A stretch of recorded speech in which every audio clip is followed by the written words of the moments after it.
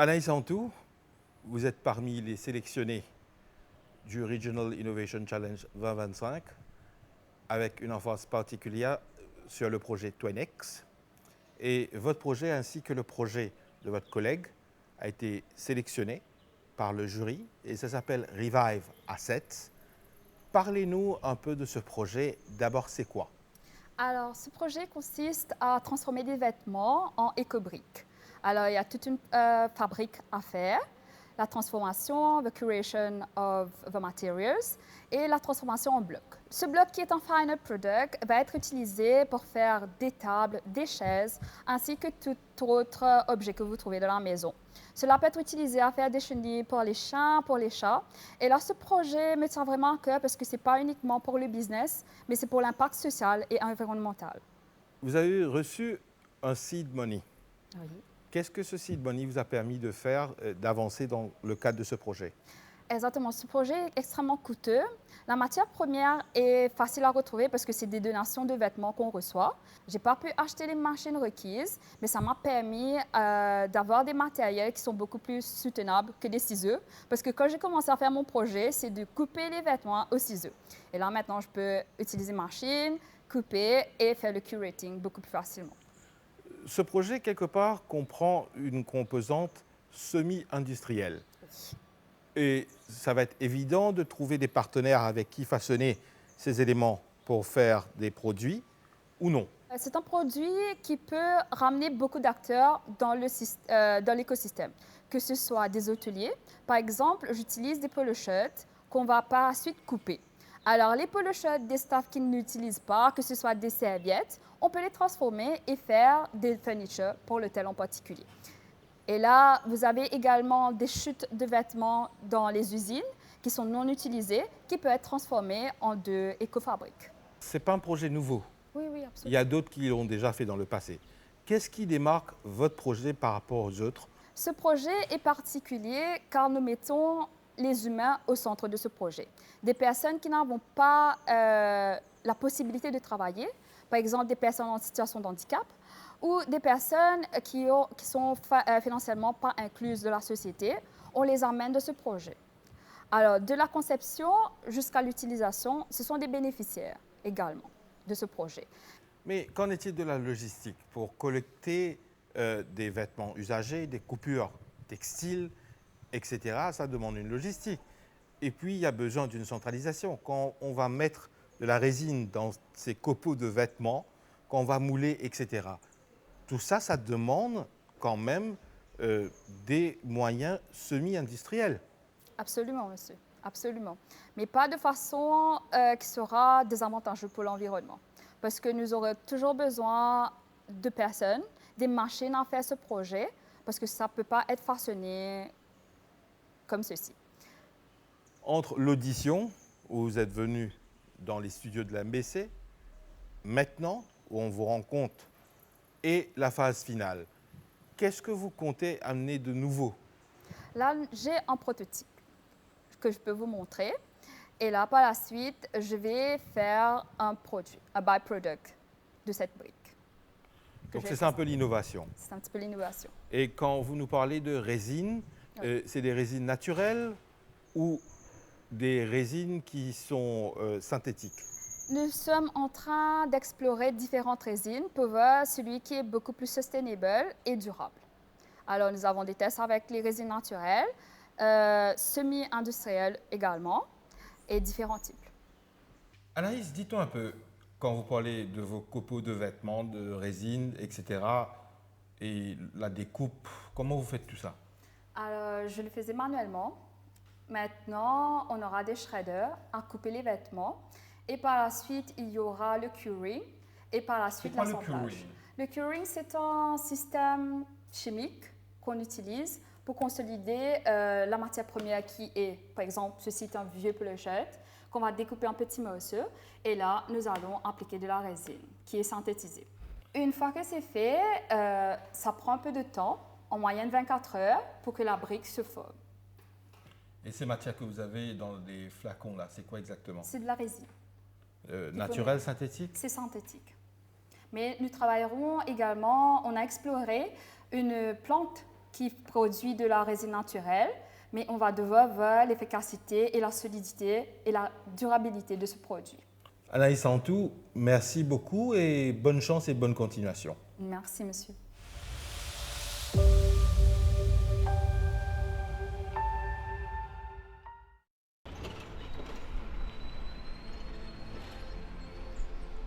Le projet dont nous allons parler aujourd'hui concerne la fabrication de l'huile essentielle à partir du girofle ou du niaouli. Radranjia Mourassat, distillateur de l'huile essentielle, va nous conduire dans leur petite usine de fabrication qui se trouve à 200 mètres de la ville de Vatmanj. En fait, nous cueillons les feuilles de niaouli et on les pèse à l'alambic, puis on les fait entrer dans l'alambic pour distiller. Et on récupère l'huile essentielle. Quand est-ce que vous avez commencé? On a commencé cette installation en 2018. L'alambic, il doit être amené près des matières premières. Et il faut que les distances soient le plus près possible pour réduire les dépenses, les frais de transport. Ce projet de RAD et ses consorts fait partie des lauréats du concours organisé par le MRIC. Ils ont obtenu 400 €. En quoi aviez-vous utilisé la somme?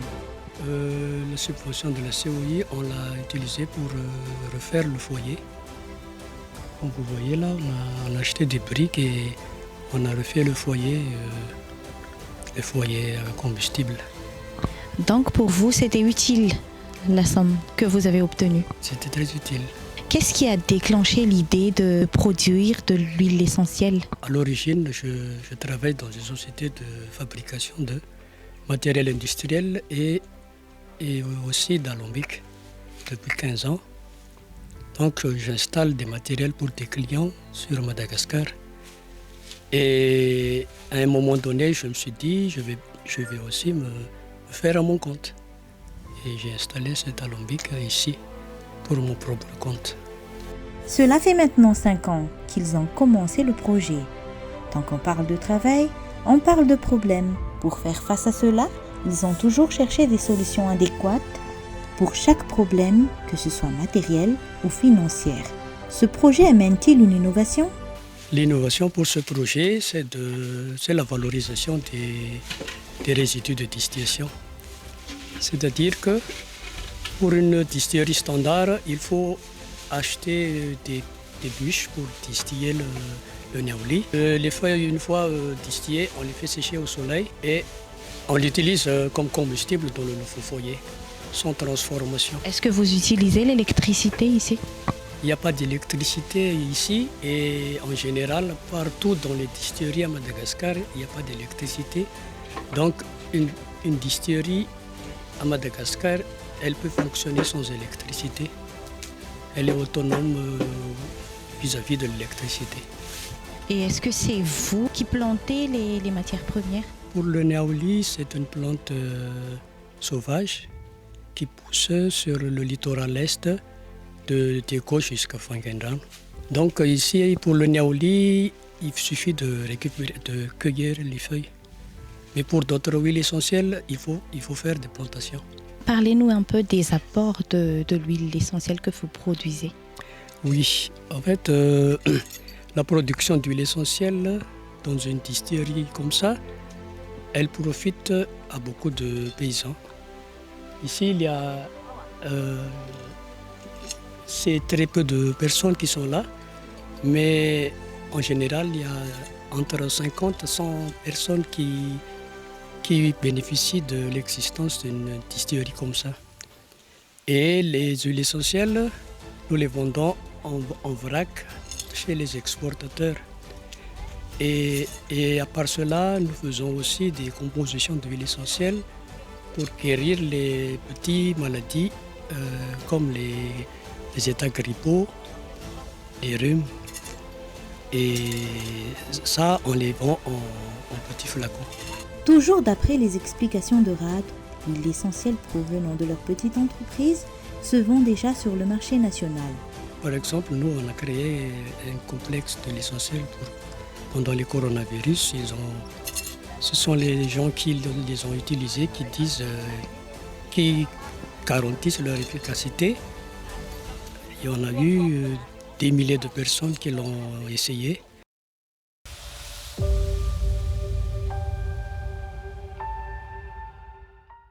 Salim Soubada, vous et vos étudiants de Polytechnics Mauritius ont été sélectionnés dans le cadre du Regional Innovation Challenge 2025, spécifiquement dans le cadre du projet Twinex. Twinex, c'est la valorisation des déchets. Votre projet, c'est l'utilisation des noix de coco pour faire du charbon éventuellement, des briquettes éventuellement. Exactement. Dites-nous un peu plus par rapport à ce projet. À travers l'île Maurice, beaucoup de noix de coco, après l'utilisation, qui sont jetées et qui ne sont pas utilisées. Donc l'idée est venue dans notre groupe de pouvoir prendre ces cocos nets et de les transformer en une source d'énergie. C'est-à-dire, comme vous avez mentionné, soit coconut charcoal, qu'on peut brûler, faire du barbecue, utiliser dans des fourneaux, etc. Aussi, peut-être par la suite, faire des briquettes qu'on peut aussi utiliser pour différentes utilisations. Donc le projet cadre carrément avec les thèmes, dans le sens où on est en train de prendre du waste qui n'était pas utilisable, qui peut peut-être polluer notre environnement.